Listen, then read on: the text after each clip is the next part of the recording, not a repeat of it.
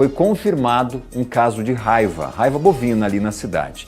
Claro que as autoridades em saúde animal estão preocupadas, há todo um trabalho para controlar o avanço dessa doença, que é gravíssima e pode atingir rebanhos imensos aqui na nossa região. Sabemos da preocupação que tem os produtores sobre isso.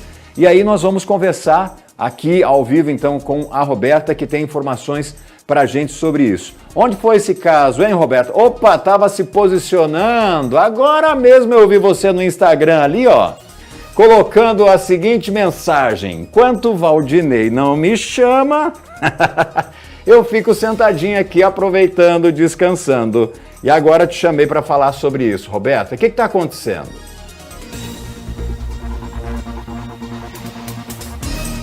Valdinei, um bovino foi contaminado, então, aqui na linha Mandarina, uma localidade que fica bem próxima até da área urbana da cidade de Toledo. É uma situação bastante preocupante, né? Tendo em vista que existe uma vacina contra a raiva. Para falar sobre esse assunto, a gente trouxe aqui ao Balanço Geral o Márcio Ogassawara, que ele é fiscal de defesa agropecuária da ADAPAR. Márcio, de que forma esse caso bastante preocupante chegou ao conhecimento de vocês nos últimos dias? Boa tarde. Boa tarde. Trata-se então de um bovino, né, que foi atendido por um médico veterinário particular, e ele então nos contactou, informando então que esse animal havia entrado em óbito e que ele apresentou alguns sinais nervosos, principalmente a questão da salivação intensa e alguma incoordenação motora. Então, diante dessa notificação, a ADAPAR fez o atendimento a essa propriedade e fizemos, então, a coleta de material para que pudéssemos fazer o diagnóstico laboratorial. Na última quarta-feira, então, a gente recebeu a confirmação de que realmente tratava-se de raiva bovina.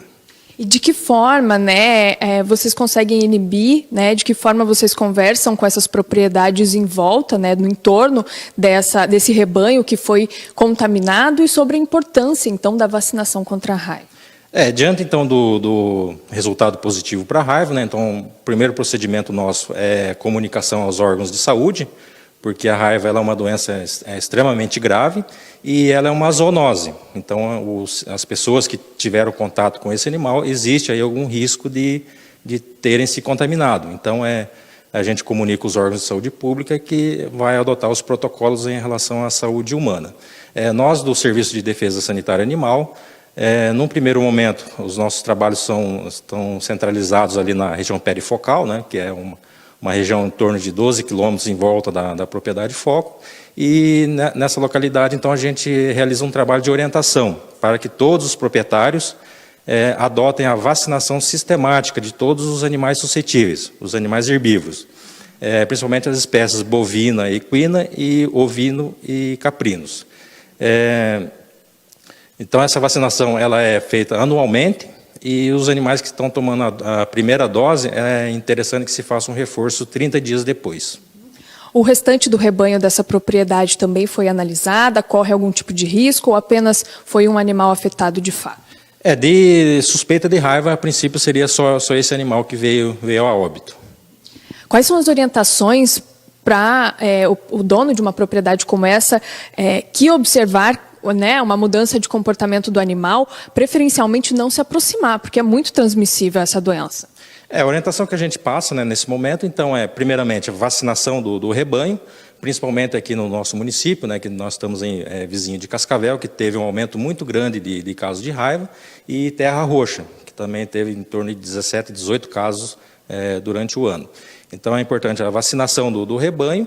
E outro ponto importante também seria que todos os produtores, todos os profissionais que atuam no setor agropecuário fiquem alerta, percebendo qualquer animal com sintomatologia nervosa, por exemplo, andar cambaleante, alteração do comportamento, o animal separa do rebanho, para de se alimentar, beber água, ou qualquer alteração nesse sentido, que faça notificação junto à ADAPAR, para que nós então possamos fazer o acompanhamento desse animal e, caso ele venha a óbito, que a gente possa fazer o diagnóstico, porque é importante que a gente tenha essa certeza se realmente trata-se de raiva. Ok, Márcio, obrigada pela participação, também pelas orientações. Valdinei, o último registro de raiva aqui na cidade de Toledo foi em 2019, em toda a regional aqui do município, e a gente espera que seja apenas um caso, né? Infelizmente levou à morte de um bovino, mas a orientação foi dada. Eu volto com você. Obrigado, Roberta, pela participação e pelas informações. Essa é uma prestação de serviço, né, para os produtores aqui da nossa região toda, porque um caso que surgiu aí em Toledo, há um alerta em toda a nossa região, em todo o nosso estado, por isso esse assunto merece aqui destaque no nosso programa. Brigadão, obrigado também ao entrevistado aí que trouxe as orientações, as informações para que os produtores fiquem em alerta.